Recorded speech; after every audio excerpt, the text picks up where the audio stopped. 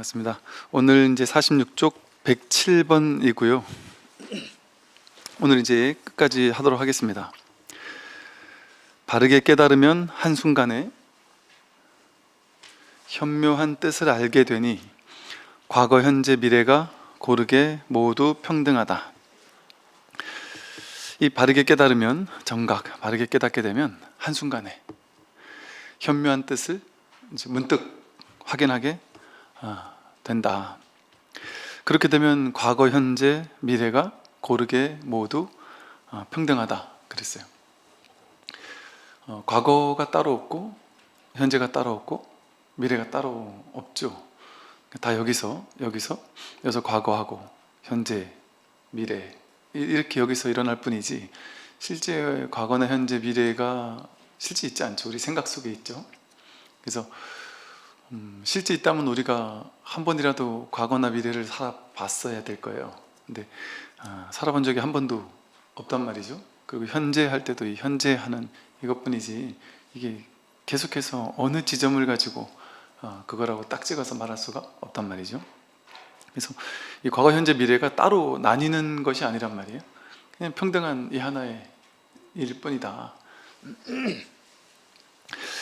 법에도 유래도 얽매이지 않으며 스스로를 주관하니 자제하여 참으로 원만한 깨달음의 세계로 들어간다. 법이라는 게 따로 없어요. 유리라는 게 따로 없고, 근데 우리가 그냥 이름에서 묶인 것에서 본인 스스로 분별을 가지고 스스로를 묶다 보니까 스스로를 묶어놓고 자기가 자기를 묶은 거에 스스로 헐떡거리고 괴로워하고 있으니까 이거를 이제 풀 수 있도록 해줬단 말이에요. 자기가 자기를 묶었던 그 견해 감옥에서 스스로 해방될 수 있도록, 스스로 풀려날 수 있도록 이렇게 설명을 해준 거죠. 그건 너 스스로 묶은 거다. 그 생각만 내려놓으면 그 괴로움이 있느냐? 없네요 진짜 하고 이렇게 스스로 묶은 걸 이렇게 풀어주는 걸 법이라 그래요. 그 설법이라 그러죠. 그러니까 불법이라는 게 있습니까? 불교에서 말하는 법이라는 게 따로 정해져 있는 게 있을까요? 이거는 절대 진실이야, 이건 절대 법이야 해서 주장하는 법이 따로 없단 말이죠. 그러니까 일체 중생이 묶여있는 게 다 다르잖아요. 자기 기준이 다르고 견해가 다르고 집착하는 게 다르다 보니까 자기가 자기 인생에서 만들어낸 거죠. 전부 다 자기 스스로 만들어내고 거기 걸려서 사로잡혀 집착하니까 부처님은 이 사람에겐 이 사람이 집착하는 요걸 풀어주기 위해서 이런 얘기를 하고, 저 사람은 저 사람에게 묶여있는 그걸 풀어주기 위해서 다른 얘기를 한단 말이죠. 근데 그걸 보고 법이라고 이름 붙인 것 뿐이지, 그걸 보고 사람들은 그런단 말이에요. 부처님이 말씀하시는 법이라는 게 정해져 있구나. 그래서 유에 집착한 사람에게 무를 설했단 말이에요. 그러면 자기는 유에 집착도 안 하는 사람이 오히려 무에 집착하는 사람이 무를 설하는 걸 보고는 내 말이 맞았구나 하고 자기 생각에 더 집착하고 있게 되는 오류를 범할 수도 있겠죠. 이걸 법이라고 해서 집착한다면. 그래서 이제 본래법, 법은 없어요. 본래 그냥 임시로 묶인 것을 풀어주기 위해서 다양하게 이렇게 설하는 것 뿐이지.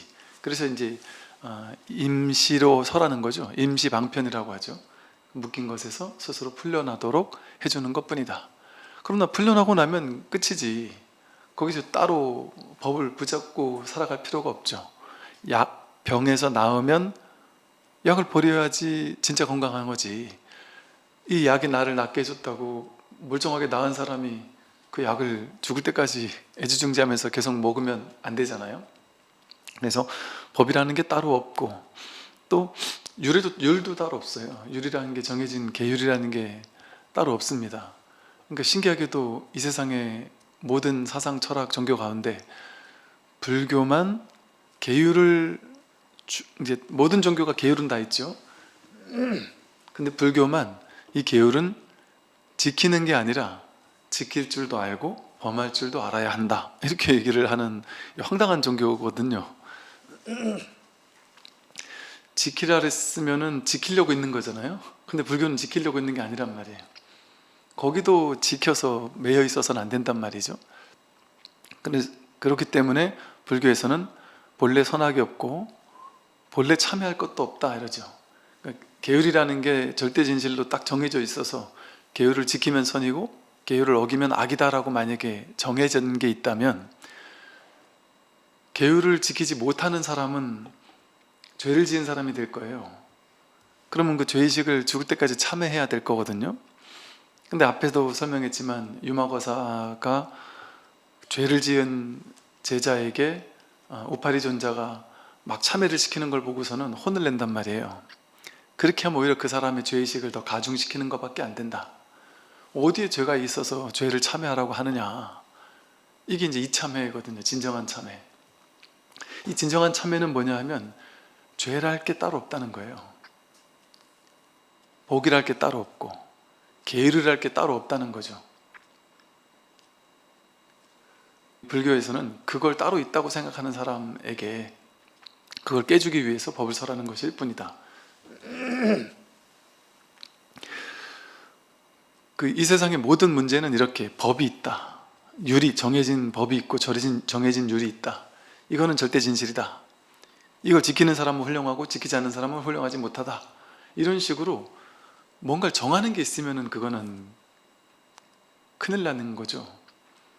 정해놓는 게 있으면. 그래서 금강경에서도 무유정법, 정해진 법이 있지 않다 이렇게 얘기를 해요. 불교에는 정해진 법이 없는 거예요. 파사현정이라고 하듯이 자기가 정했던 룰, 규정, 견해, 집착, 이 모든 것들을 삿된 것이라고 보아서 깨는 거예요. 전부 다 깨뜨리는 거. 깨뜨려서 그걸 내세우기 이전으로 돌아가는 거예요. 이전에 텅 빈 본래 공하든 아무 일 없는 자리로 돌아가는 것. 그래서 불교에는 불교가 따로 없고 불법에는 법이 따로 없고 율도 따로 없습니다. 이게 진실이다라고 해서 내세울 법이 있으면 그게 어떤 진리가 되잖아요. 진리의 기준이 되어서 그 진리, 그 기준대로 잘하는 사람은 옳고 못하는 사람은 틀리는 게 생겨요. 그래서 법을 내세워서 실체화시킬 수 있을 만한 법이 있다고 하면 그 법이 하나의 어떤 그 권력이 되고 권위가 되어서 그것을 지키는 사람과 지키지 못하는 사람이 둘로 차별되죠. 잘 지키는 사람과 못 지키는 사람의 계급적 차별이 나뉘고, 그건 진정한 불이법이 될 수가 없잖아요. 그러면 사람들이 이제 계속 그 기준에 따라 다니는 거예요. 우리 절에 와도 그러잖아요. 신도님들 사이에서 계급이 있잖아요. 불교를 열심히 갈고 닦는 신도님과 불교를 별로 갈고 닦지 않는 신도님도 있을 것이고, 뭐 선방 30년 다닌 분과 10년 다닌 사람의 차별도 있을 수 있을 것이고, 불교를 뭐 깨달았다는 사람과 깨닫지 못했다는 사람의 차별도 있을 것이고, 전부 다 삿된 것들이에요. 비불교적인 거예요. 절에서는 아무런 차별, 분별, 그러니까 기준이 없으니까요. 절에는 어떤 기준도 없다니까요. 만약에 기준이 절에 오래 다닌 게 훌륭한 거야 라는 기준을 절에서 내세운다면 절에 오래 다닌 사람이 훌륭하겠죠. 그럼 이제 막 들어온 사람, 오래 다닌 사람한테 무조건 굴복해야 되겠죠. 근데 불교는 그런 기준이 없어서 육조 해능대사는 30년, 40년 다니면서 큰 스님 반열에 오른 교수사, 신수스님을 물리치고 젊은 행자밖에 안 된 이제 막 들어와서 출가도 아직 못한 사미가, 사미도 아니죠. 행자가 스님이 된 게 아니고 스님도 되기 전에, 행자가 스님도 되기 전에, 비극에도 받기 전에 우리나라로 말하면 종정보다 더 높은 거죠. 조사면 조사가 됐단 말이에요. 이게 불법이거든요. 그런 차별이 없는 거예요. 어떤 기준이 없으니까 이게 가능한 거예요. 기준이 없으니까. 어떤 기준도 없어요. 불교에는. 이게 어떻게 가능하죠? 일반 사회에서는 불가능하잖아요. 유치원생인데 갑자기 교수가 됐다, 말이 되냔 말이죠.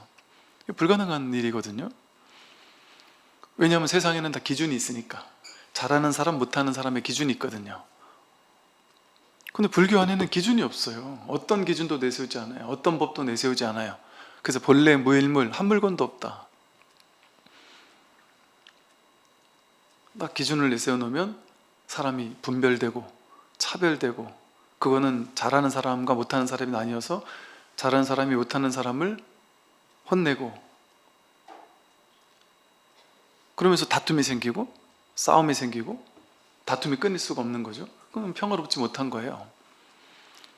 그러면 내가 옳다라는, 그러니까 이제 어제 제가 말씀드린 것처럼 자기가 옳다라는 기준을 명확하게 세우는 사람이 제일 어리석은 사람이거든요. 근데 우리는 이 세상에서는 자기 기준이 확실해야 된다, 가치관이 뚜렷해야 된다, 자기 생각이 있어야지, 줏대가 있어야지, 이런 말 하잖아요. 그 세상에선 그렇게 가르치거든요. 그게 맞으니까. 그리고 우리는 이제 유교적 사고방식에 또 많이 젖어 있다 보니까 그 공자는 그걸 내세웠단 말이에요. 정명론이라고 해서 올바른 어떤 이름, 모양, 개념, 사상, 철학, 성인이 세워놓은 기준, 진리라는 기준, 사람은 효를 잘 지켜야 된다, 부모님한테 잘해야 되고 윗사람한테 잘해야 된다, 이런 식의 어떤 기준을 딱 정해놓고 그게 바른 기준이다. 그래서 그거를 잘 갈고 닦아야 한다, 배워야 되고 훈습시켜야 된다. 그게 올바른 사람으로서의 역할인 거거든요. 그 기준을 딱 정해놓는단 말이죠. 모두가 그걸 따르게 한단 말이죠. 그러니까 우리도 다 그런 줄 안단 말이에요. 어떤 자기 생각이 분명해야 되는 줄 알고 살았단 말이죠. 근데 그게 그렇게 기준이 뚜렷한 사람은 자기가 잘난 줄 알고 되게 똑똑한 줄 알고 또 옆으로 보기도 똑똑해 보여요. 왜? 탁 보면 바로 옳고 그르고를 바로바로 선택을 할 줄 아니까. 되게 똑똑해요. 그래서 척 보면 이게 옳은지 그른지 답이 딱 나온다는 거죠. 이게 진짜 신기한 일이에요, 이게. 근데 어떻게 그걸 옳다 그르다로 그렇게 얘기할 수 있어요? 얘기할 수 있는 사람은 어때야만 얘기할 수 있을까요? 자기의 옳고 그른 기준이 있는 사람은 그 기준에 딱 맞춰가지고 옳다 그러다 바로바로 답이 나오죠. 그러니까 똑똑해 보여요. 근데 그 옳은 것과 그른 것이, 옳은 것은 그른 것을 기반으로 옳을 수 있고, 그른 것은 옳은 것이 있어야, 옳은 것은 그른 것이 있어야, 이것이 있으므로 저것이 있는 상호 의존적인 관계 속에서 그게 임시로 옳다라고 규정할 수도 있거나 임시로 틀렸다라고 말할 수 있는 측면이 있는 거지, 절대 진실로 옳다거나 절대 진실로 틀렸다라고 말하는 그런 어떤 실체론적인 사고방식, 그걸 믿는 사람들이 가장 어리석은 거죠. 근데 그런 사람은 본인이 똑똑하다고 여기기 때문에 아주 날카롭게 자기 주장을 하고, 그러다 보니까 꺾이죠. 왜냐면 절대 진실이라는 게 없어요, 세상에는. 그래서 오히려 이렇게 이 연기법적인 상호 의존적인 것 속에서 옳다라거나 그르다라고 하는 것이 임시로 등장했다라는 어떤 연기적 진실을 알게 되면 어디에도 과도하게 극단에 치우쳐서 주장하지 않죠. 옳다라고 말은 하는데 옳다라는데 과도하게 집착하지 않고, 인연따라 이 상황 속에서 옳은 것이었다는 걸 아니까, 그리고 이것이 다른 상황에선 틀렸다라는 걸 아니까 그 상황적으로 이렇게 봐서 전체적으로 보는 거지, 절대적으로 이런 거 하는 사람은 나쁜 놈, 저런 거 하는 사람은 좋은 사람, 이런 식으로 기준을 정하지 않아요. 그러니까 획일적으로 자식은 무조건 어느 정도 대학은 가야 돼? 이렇게 하지 않아요. 그건 틀린 거거든요. 어떻게 사람이 어느 대학, 어느 회사는 가야 되는 게 있을 수 있어요? 사람에 따라 다르죠. 그 사람의 인연이 어떠냐에 따라서 어떤 사람은 좋은 대학, 좋은 과를 갈 수도 있고, 어떤 사람은 좀 낮은 대학이 필요한 사람도 있고, 대학을 굳이 안 가도 되는 사람도 있고, 그 인연 따라, 자신의 시절 인연 따라 다르잖아요, 그건. 근데 이걸 기준을 정해 놓으면 그 기준에 따라 모두가 등수가 나뉘어져요. 심지어 고3 수험생 전체가 1등부터 꼴찌까지 줄을 쫙 세운단 말이죠. 근데 우리라는 존재가 그런 사람인가요? 우리는 이렇게 직접적으로 자신의 경험을 통해 보더라도 내가 어떤 특정한 기준을 가지고 나뉠 수 있는 존재던가요? 공부는 좀 못할 수 있어요. 그런데 성격은 더 좋을 수 있죠.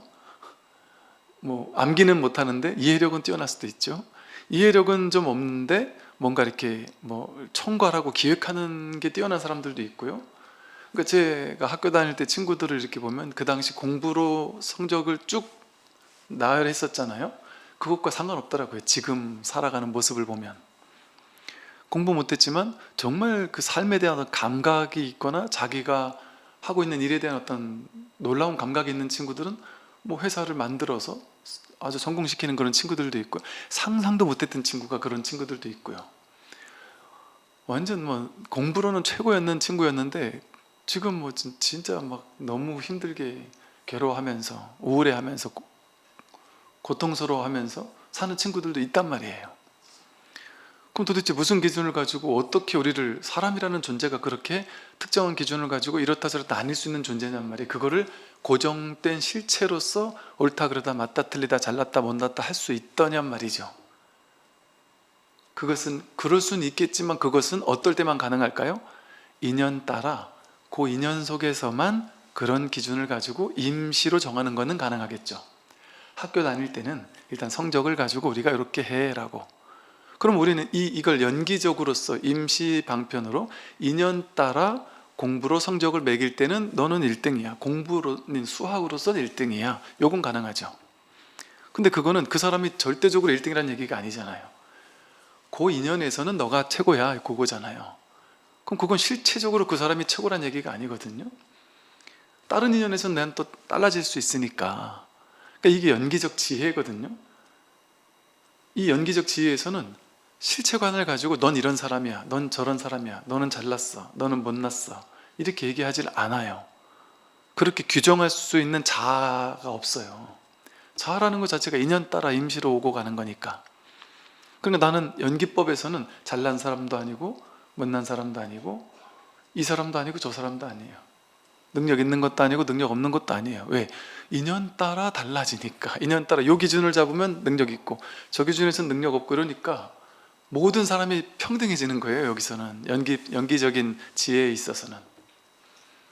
그런데 실체론적인 사고방식에서는 옳은 게 있고 그런 게 명확하게 있다거나 어떤 삶의 기준이 명확하게 있게 되면 기준을 정하는 자체가 폭력인 거예요. 기준을 정해놓고 그 기준을 따라라 라고 하는 종교나 사상이나 철학이 대부분이잖아요. 그게 그래서 폭력인 거예요. 마치 부모님이 자식에게 자식은 가고 싶지도 않고 한데 너는 이 정도 학교는 가야 돼 라고 얘기를 한다면 그게 틀린 말은 아닐 수 있잖아요. 이 정도는 가야 너가 나중에 더 행복할 수 있어 이렇게 말하는 게 틀린 건 아닐 수도 있거든요. 근데 그거를 과도하게 자기 스스로 그것만이 절대인 것처럼 실체화시키면서 고집하게 된다면 그거는 반드시 이래야 된다라고 고집하는 거잖아요. 이게 실체관에 빠지는 거거든요. 연기론적인 지혜가 없는 거예요. 그럼 이 아이는 보편적으로는 돈을 많이 벌고 대기업에 다니면 돈을 많이 벌니까 행복해지겠지라고 생각할 수는 있겠지만 이 아이에게도 그게 맞는지는 알 수 없단 말이에요. 이 아이의 인연에는 뭐가 맞는지를 알 수 없는 거예요. 그래서 연기법적인 지혜가 있는 사람은 똑똑하지 않아요. 많이 아는 척하지 않아요. 겸손하고요. 자기가 모른다라는 사실을 인정합니다. 그리고 모두를 평등하게 대해요. 자식이라고 해서 너는 모르고 나는 알아라고 강압적으로 대하지 않아요. 너도 모르는 것처럼 나도 모른다. 다만 나는 그냥 경험에 따른 지식은 좀 더 있다. 그러니까 그 지식을 묻는다면 얘기해 줄 수는 있다. 그런데 지식은 제한적인 것이지 완전한 지혜라고 볼 수 없다는 걸 알아요. 그러니까 강요하지 않죠. 자기 생각을 강요하지 않죠. 아무리 옳은 생각도 자기 생각을 강요하는 건 폭력이죠. 자식에게 하는 것도 폭력이에요. 사위감, 며느리감을 데리고 왔는데 내 눈엔 너무 안 차는데 그 아이는 너무 좋대요. 그럼 내 기준에는 안 맞는 거예요. 그래도 그 아이가 좋다는데 그걸 내 생각을 끝끝내 고집하게 되면 그건 폭력이잖아요. 그 아이에게. 저한테 그런 상담 한 분 계시거든요. 막 눈물을 흘리는 거예요. 남자가 눈물을 펑펑 흘리면서 지금 결혼 생활이 너무 비참하고 괴로워 죽겠대요. 그러면서 펑펑 울면서 뭔 얘기를 하냐면 그때 우리 부모님이 내가 사랑하는 사람과 결혼하고 싶었던 그 사람 진짜 순수하고 착하게 했는데 그걸 막지만 않았어도 제가 이렇게 괴롭지 않았을 거예요 하면서 펑펑 눈물을 흘리더라니까요. 그러니까 알 수 없음이에요. 알 수 없음. 근데 우리는 안다고 생각하는 게 왜 그렇겠어요? 세상에서 살 때는 기준이 명확한 게 똑똑한 사람이라고 배웠단 말이에요. 우리가 옳고 그른 게 분명해야 한다고 배웠고, 가치관이 뚜렷해야 한다고 배웠고, 줏대 있는 사람이 돼야 한다고 배웠고, 또 실제 정치인들을 우리는 어떤 사람을 좋아해요? 보수가 됐든 진보가 됐든 그 진영의 명확한 견해를 가지고 어떤 것도 물어만 봐라 내가 다 대답할 수 있다고 하면서 이거는 이런 결론 저런 결론을 탁탁 시원시원하게 내주는 사람을 그 진영 사람들끼리 좋아해요. 상대방 진영에서는 엄청 싫어하지만. 그러면 똑똑한 사람이거든요. 근데 그게 헛똑똑이죠. 왜? 자기 기준 속에서만 똑똑한 거잖아요. 그러니까 상대방의 나와 다른 의견에 대해서는 삿대다고 생각한단 말이죠. 이게 이 사회를 이렇게 열리지 못한 닫힌 생각들, 자기 견해에 대한 집착들, 이게 기반이 되는 사회는 성숙하지 못한 사회가 됩니다. 근데 어찌 보면 좀 애석하게도 중국이나 우리 한국이나 이쪽 지역에서는요, 유교적인 그런 것들이 너무 강하게 내려왔어요. 그러다 보니까 우리가 그런 것들을 너무 당연하게 여기고 살았단 말이죠. 당연히 그래야 되는 것처럼. 근데 불교나 어떤 노자만 해도 전혀 그렇지 않았단 말이죠. 어떤 틀에 가두려고 하지 않았어요. 왜? 그런 고정된 틀이 없으니까. 세상에는 아무것도 없어요. 무슨 틀이 있습니까? 무슨 기준이 있습니까? 세상엔 아무 기준이 없어요. 누가 올바른 사람이냐, 성숙한 사람이냐, 그 기준이 없습니다. 저마다 자기다운, 아니, 노래하면서 사는 가수가 훌륭한 거예요? 돈 버는 경제인이 훌륭한 거예요? 정치하는 정치인이 훌륭한 거예요? 그걸 어떻게 훌륭하다 훌륭하지 않다로 얘기할 수 있겠어요? 다른 삶인 것이죠. 그냥 다른 삶이 있는 거예요. 그거는 옳다 그르다라고 얘기할 수 없는 거죠. 자기다움인 거예요. 그냥 자기 인연에 맞는 삶을 사는 거예요. 그러니까 자기답게 사는 거, 자기 인연에 맞게 사는 거, 그게 가장 지혜로운 거예요. 그 누구와도 비교하지 않고. 근데 우리는 이 세상 모두를 총괄할 수 있는 어떤 기준을 내세우기를 되게 좋아해요. 그래서 우리 머릿속에서 뭔가 선명한 기준이 서 있고, 뭔가 세상을 내가 착착 결론 지을 수 있고, 내가 이건 옳고 저건 그르고 이건 맞고 틀리고 이렇게 명확하게 구분 지을 수 있는 것을 안정적이라고 느껴요. 사람들은. 그게 제일 위험한 거거든요. 안정적일 수가 없어요. 이 세상은. 세상은 본래가 불안정한 거예요. 원래가 혼돈이에요. 혼돈, 불확실성, 끊임없는 변화, 재행무상, 계속 변화하는 거예요. 언제 어떻게 변화될지 알 수 없음. 그게 연기법의 지혜거든요. 지혜로운 사람은 아는 사람이 아니라, 지혜로운 사람은 송산 스님이 말씀하셨듯이 오직 모를 뿐이라는 지혜에 눈 뜬 사람이에요. 그러니까 오직 모를 뿐이니까 자기가 안다라는 망상을 가지고 사람들을 재단하지 않아요. 그러니까 그 사람 앞에 가면 우리는 판단당하지 않거든요. 그러니까 그 사람이 편하죠. 저 사람은 나를 판단하지 않을 거라는 믿음이 있으니까.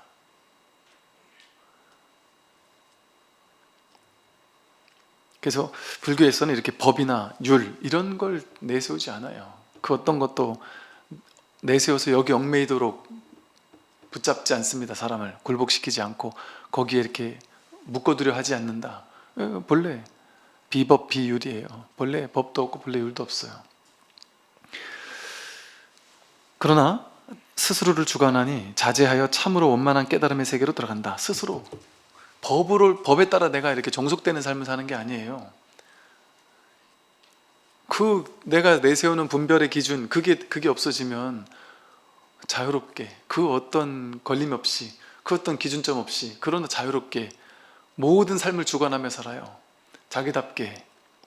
가장 자기다운 것이 어떤 기준에도 얽매이지 않고, 그러나 세상이 만들어 놓은 기준, 그건 그냥 따라준단 말이에요. 맞든 안 맞든 일단. 그러나 자유롭게 산단 말이죠. 자신의 삶이, 자기가 걸어가는 삶이 그대로 기준이 되는 거예요. 처음에는 기준에 맞춰 살지만 이 법을 깨닫게 되면은 자기가 가는 길이 길인 거예요. 사실은 그렇거든요. 내가 진리를 따라가야 되는 게 아니라 내가 걷고 있는 게 진리예요, 사실은. 이 사실을 깨달아야 되는 거죠. 그렇게 되면 스스로가 스스로를 주관하는 거예요. 삶이 늘 이렇게 주관하고 있단 말이죠. 그러니까 자제해요. 자유롭고 자제해서 참으로 원만한 깨달음의 세계로 들어갈 수 있어요. 비로소 그럴 때만이.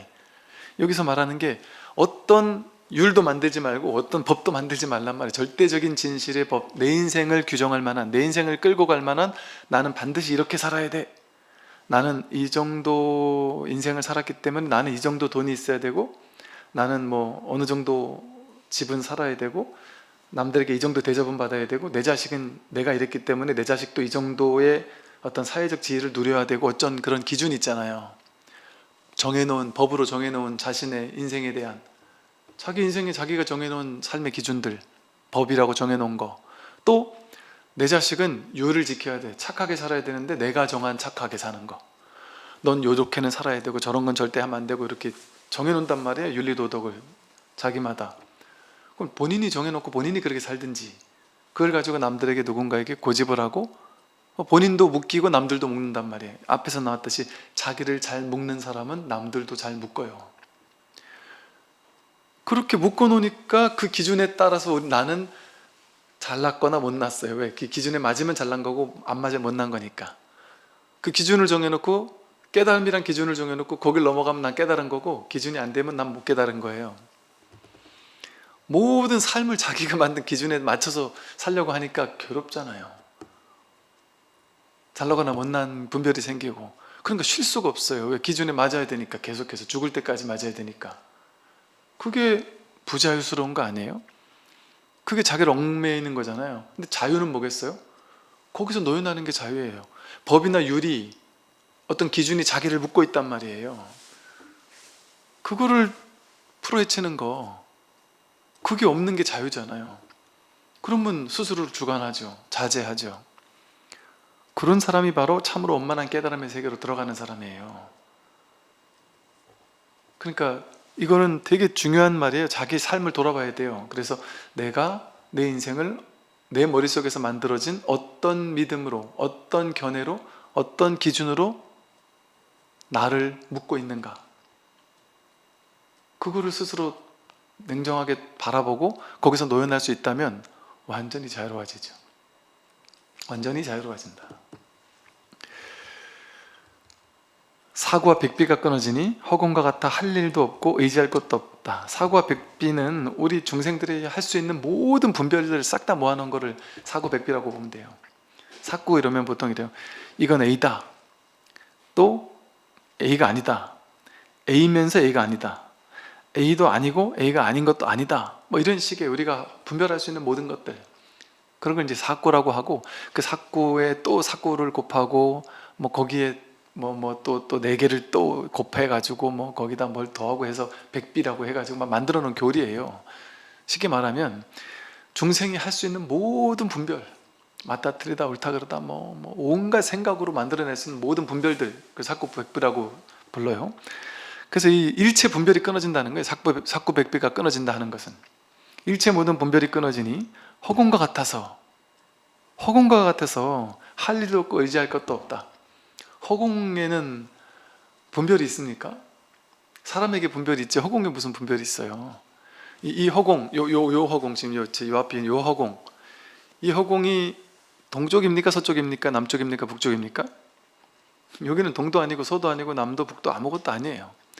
근데 이쪽에 서 있는 사람이 이건 동쪽이야 라고 규정하는 순간 얘는 동쪽으로 굳어지는데, 이 허공이 실제 동쪽이에요.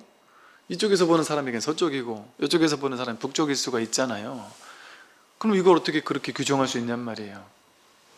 사람이 상대적으로 인연 따라 임시로 동쪽도 됐다가 임시로 서쪽도 되는 거잖아요. 그럼 우리가 인연 따라 임시로 잘난 것도 되고 임시로 못난 것도 되는 거거든요. 그럼 어떤 것도 규정할 수 없단 말이에요. 그래서 우리가 세상을 바라보는 통찰력, 지혜가 뭐냐면요, 자기 기준이 뚜렷해가지고 자기 기준 가지고 옳다 그르다 맞다 틀리다 냉정하게 얘기할 수 있는 사람은 정말 어리석은 사람이고, 어떤 사람이 지혜로운 사람이냐면, 이게 노자는 그렇게 얘기해요. 그래서 사람이 진짜 지혜로운 사람은 옆에서 보기에 좀 굼뜬 것 같고 느린 것 같고 좀 어리숙해 보이고 뭘 모르는 것 같다. 그게 지혜로운 사람이에요. 왜냐하면 답을 주세요. 답을 줄 수가 없거든요. 이게 정확히 옳다거나 그러다라고 딱 잘라서 얘기할 수가 없다라는 측면이 있음을 아니까 인연따라 연기적으로 답이 달라지잖아요. 그러니까 그 양변을 아울러 통찰하는 지혜란 말이에요, 이것이. 그러니까 보수나 진보 중에 어떤 하나의 기준을 가지고 세상을 바라보는 견해가 아니라 이것뿐 아니라 저쪽까지도 전체를 통찰해서 바라보는 안목을 가지고 바라보는 거죠. 그러니까 어떨 땐 이렇게 얘기할 수도 있고 저렇게 얘기할 수도 있는 거예요. 그 양변을 아우르고 있으니까, 그 어느 극단에도 치우치지 않으니까. 그러니까 남들이 보기에는 좀 저 사람은 뭔가 생각이 뚜렷하지 않은 것 같아, 뭐 이렇게 볼 수 있죠. 그러니까 제가 진짜로 살다 보니까 이거를 많이 느꼈거든요. 그러니까 제가 이제 어릴 때는 제가 지혜로워서 그랬던 게 아니라 제가 좀 멍하다 보니까 사회에 나왔는데 사람들이 너무 똑똑한 사람들이 많은 거예요. 너무 똑똑한데 막 열을 내고 막 기를 쓰면서 이게 말다는 주장을 하고, 어떤 사람 틀리다고 주장을 하는데 너무 선명하게 그게 답이 착착 나오면서 주장을 하고 맞다 틀리다 하고, 그리고 또 그것만을 본 것도 아니고 그 이면에 다른 것까지 온갖 생각을 굴리고 굴려서 야, 겉에만 보면 어떡하냐, 그게 이렇게 했을 때 나중에 이렇게 해서 이렇게 되지 않느냐 하고 옳다 그러다 이거를 선택해야 된다고 결론을 딱딱 내는 사람들이 세상에 너무 많더라고요. 그 속에서 제가 뭐랄까 어떤 느낌이었냐면, 나는 왜 이렇게 멍하지? 어찌 보면 좀 멍청하지? 이게 왜 이렇게 저 사람들이 열을 내면서 옳다라고 주장하는지를 이해가 안 되더란 말이죠. 저걸 왜 옳다라고 주장을 하는 쪽에 내가 서야 되지? 또 저거를 또 한쪽에서는 또 틀렸다라고 주장하는데 그걸 또 막 얘기를 하는데, 거기 내가 왜 둘 중에 하나를 왜 선택해야 되는 거지? 근데 모든 사람이 다 선명하게 선택을 하더란 말이죠.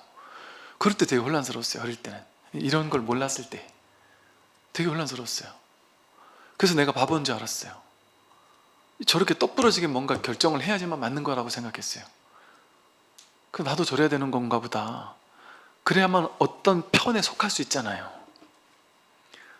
그게 선명하지 않은 사람은 이쪽 편도 안 되고 저쪽 편도 안 되더란 말이에요.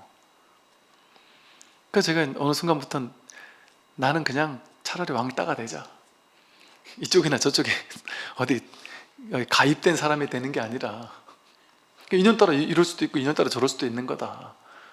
그러니까 어찌 보면 약간 회색 분자 비슷하게 보일 수도 있단 말이죠. 자기 생각이 없는 사람처럼 보일 수도 있고.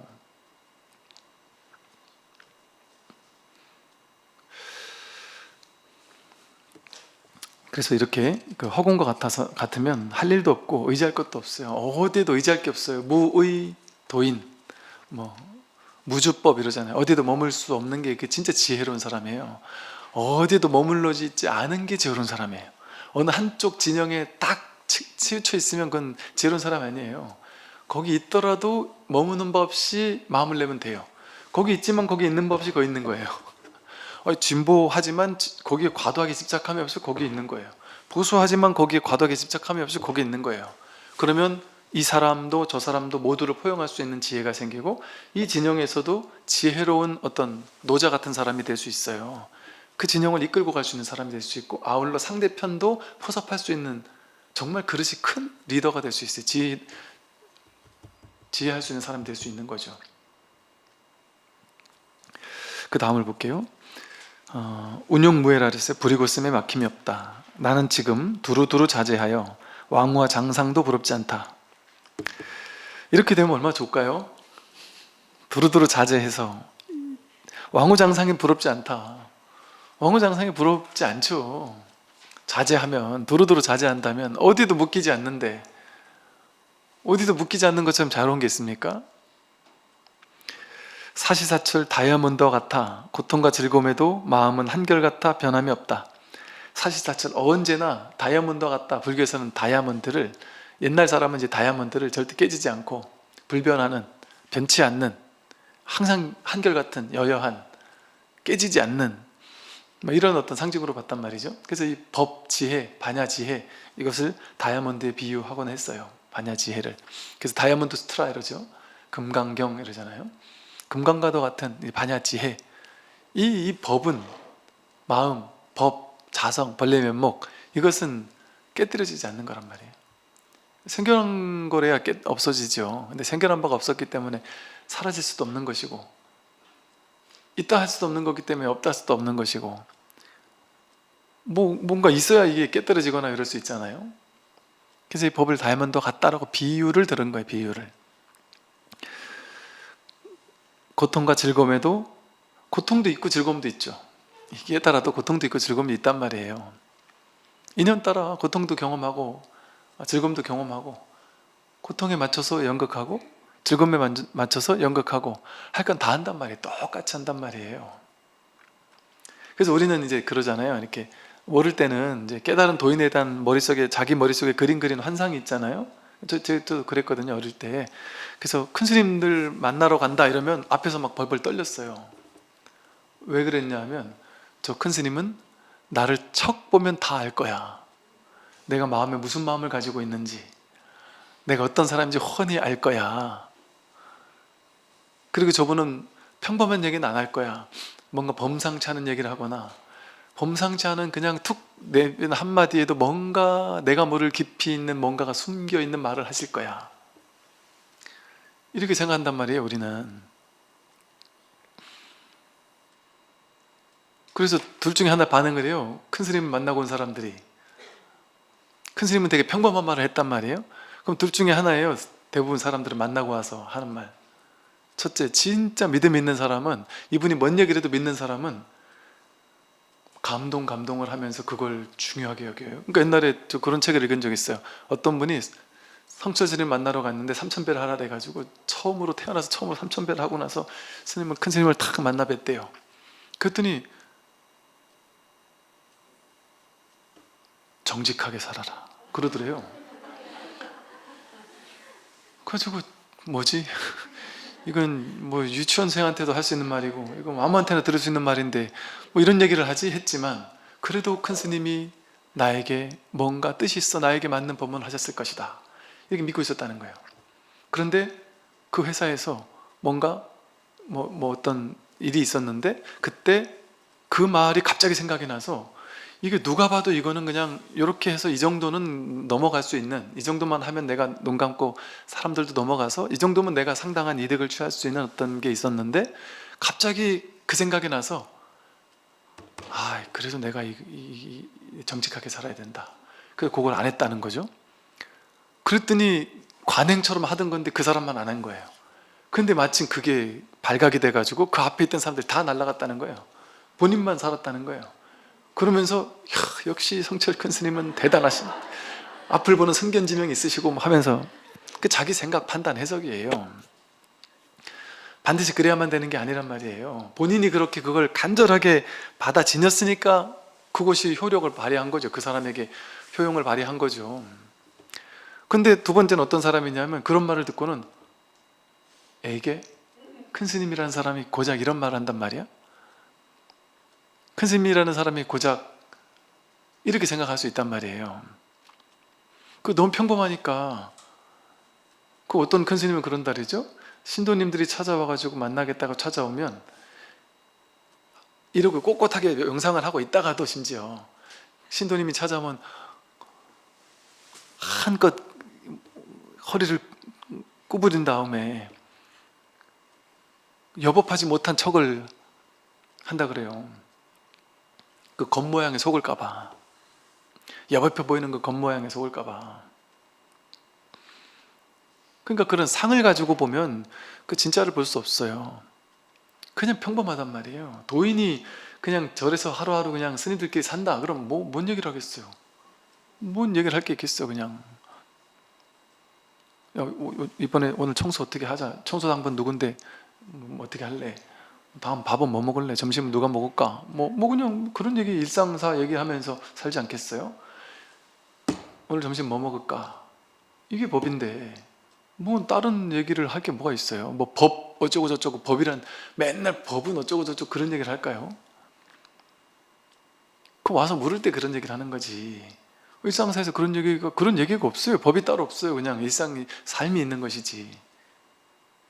그래서 그런 어떤 상을 가지고 만나면 진짜를 만날 수 없습니다. 그래서 도인들에게 괴로움이 없을 것이다? 이게 진짜 어리석은 망상이죠. 도인은 아픈 것도 없을 저 옛날에 그런 분이 있었다니까요.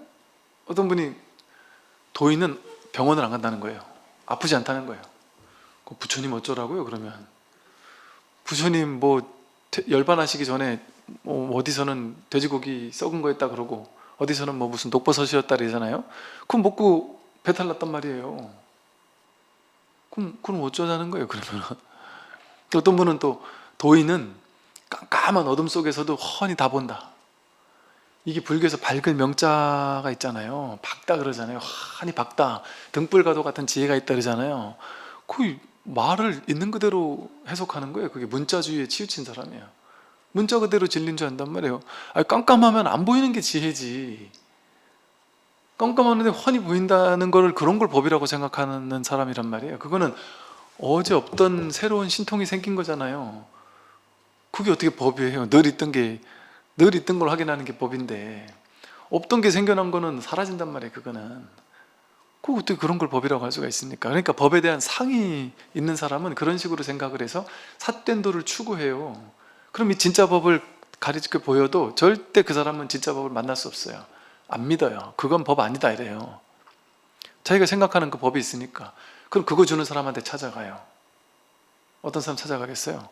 신통 생기게 해주는 사람 찾아갈 거 아니에요. 뭐 제가 듣기로 계룡산 같은 데 가면 희한한 체험해주는 사람들이 많이 있대요. 온갖 도사들이. 누가 그래요? 그 사람한테 갔더니 앉으라 그래서 앉아서 막 시킨 대로 했더니 뭐 요란한 희한한 걸 막 체험했다고. 그게 도겠습니까? 생겨나고 사라지는 거는 도가 아니란 말이에요. 깨닫고 났더니 어이가 없어야지 도예요. 내가 새로 발견한 게 아니어야 도예요.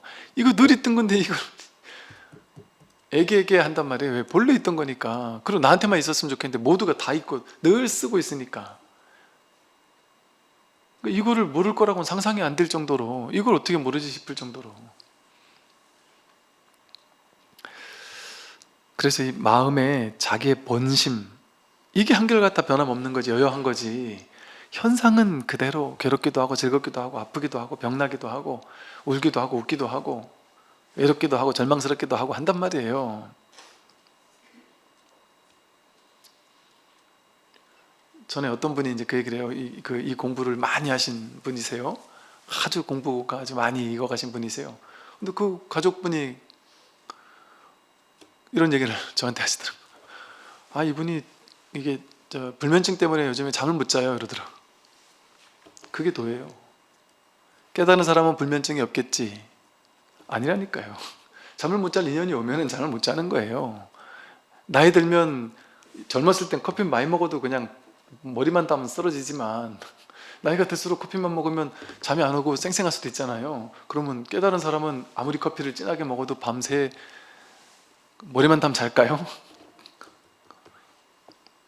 그런 이상한 신통자제한 게 깨달음이 아니라니까요. 물 위를 걷는 게 깨달음이 아니에요. 땅 위를 걷는 게 신통이고 깨달음이지. 여러분들은 이 깨달음을, 신통자제한 깨달음을 100% 쓰고 있잖아요. 100% 쓰고 있잖아요. 길을 걷는 걸 통해서. 여러분, 제 말을 듣고 있는데도 불구하고 이 신통자제함으로 한 번도 숨 쉬는 걸 태어나서 지금까지 잊어본 적이 없어요. 놓쳐본 적도 없고. 지 혼자 알아서 저절로 한단 말이에요. 아침에 먹은 밥을 내가 애쓰지 않아도 저절로 소화시키는 신통을 부리고 있단 말이에요. 이렇게 살아있는 모든 것이 이 삶 자체가, 이 살아있음 자체가, 깨어있음 자체가 이게 신통이 아니면 뭐가 신통이에요? 이거를 이렇게 들을 수 있다는, 이게 신통이 아니면 뭐가 신통이겠어요? 하늘을 알고 전생을 보고 안 보이는 걸 보이는 건 병이죠. 병이에요, 병. 척 보고 아는 척 하는 거 병이라니까요, 여러분. 모르는 게 지혜로운 거예요. 모르는 게 지혜로운 거예요. 왜 알려고 합니까? 알 수 있는 게 본래 없는데. 그러니까 우리는 이 평범한 자기를 본래 갖추고 있었으면서도 머리로 딴 걸 추구하니까 지금이 만족스럽지 못한 거예요. 이 평범한 자기가 만족스럽지 못한 거예요. 완전한데 이대로, 문제 있는 이대로, 문제라는 생각만 내려놓으면 문제 있는 이대로 문제가 없다니까요. 여러분, 풀 한 포기가 1년살이 풀이 봄이 돼서 이렇게 꽃이 이렇게 싹이 나고 이렇게 자라다가 여름이 돼서 무성한 가지가 열리고 꽃도 피고 열매도 맺다가 가을이 돼서 색깔이 들다가 겨울이 돼서 이렇게 또 죽었어요. 얘는 겨울에 죽을 때 비참한 인생이고 봄에 일어날 때는 찬란한 새싹인가요? 아무 문제 없죠. 얘가 단풍이 들 때도 쓰러져 죽어갈 때도 아무 문제 없죠. 그걸 보고 여러분 옆에서 곡하냔 말이에요. 울고불고 곡하냔 말이에요. 죽었다고 하면서. 안 그러잖아요. 아무 문제 없잖아요. 피어날 때도 아름답고 질 때도 아름답잖아요. 아름답다는 것도 필요 없어요. 그냥 그럴 뿐이잖아요. 인연 따라 필 뿐, 인연 따라 열매를 맺을 뿐, 인연 따라 떨어질 뿐, 인연 따라 흙으로 돌아갈 뿐, 아무 문제 없어요. 아무 문제 없어요. 그게 아무 문제 없다라는, 있는 그대로라는 자연 그대로 무위자연이라는 걸 알면 피어나는 것도 아름답고 죽어가는 것도 아름다워요. 아무 문제 없어요. 우리 인생이 그거 같단 말이죠. 늙고 병들고 죽는 게 아무 문제 없다니까요. 그게 아름다운 거예요. 늙지 않고 병들지 않고 죽지 않으면 공포 영화죠. 이게 남들 다 늙고 병들고 죽는데 나만 늙지 않고 병들지 않고 죽지 않는다? 이게 고통 아닙니까? 이게 무서운 일 아니에요, 이거? 그래서 늙지 않는 병이 있잖아요. 우리 세상에도 보면 나이 들지 않는 병이 있잖아요. 그걸 병이라 그러잖아요. 나이 늙지 않고 아직, 얘는 나이가 지금 25인 20대 중반인데 아직 10대 같이 보이는 애들이 있단 말이에요. 그걸 부러워합니까, 우리? 야, 넌 안 늙으니까 좋다 하고 도인이라 그래요? 안 늙으니까? 병이라 그러잖아요. 치유해야 될 거라 그러잖아요. 근데 왜 우리는 그걸 바래요? 안 늙는 거? 병 안 드는 거? 죽지 않는 걸 바랍니까? 그걸 바라는 마음만 없으면 늙는 이대로 아무 문제 없어요. 자연 그대로예요. 병드는 이대로 아무 문제 없어요. 난 지금 병들어서는 안 돼. 병이 들어도 나중에 들어야 돼. 그 생각만 없으면. 현실이 진실이라 했거든요. 현실에 병이 왔다면 이게 진실이에요. 이게 진실이에요. 그게 허용되고 있고 그 허용되는 걸 있는 그대로 통으로 받아들이면 아무 문제 없습니다. 병드는 그대로. 삶은 본래 아무 문제 없어요, 이렇게. 근데 자기가 생각으로 기준을 정해놓고 나는 몇 살까진 그래도 건강해야 돼. 자식들 키우기까진 그래도 내가 건강해야 되고 돈도 벌어야 되고 이런 기준을 정해놓으니까 그 기준 없으면 지금 이대로가 완전해요. 그럼 아무 문제 없습니다. 현실은. 본래 아무 문제 없거든요. 자기 생각으로 규정 짓기 전까지는 아무 문제가 본래 없었거든요.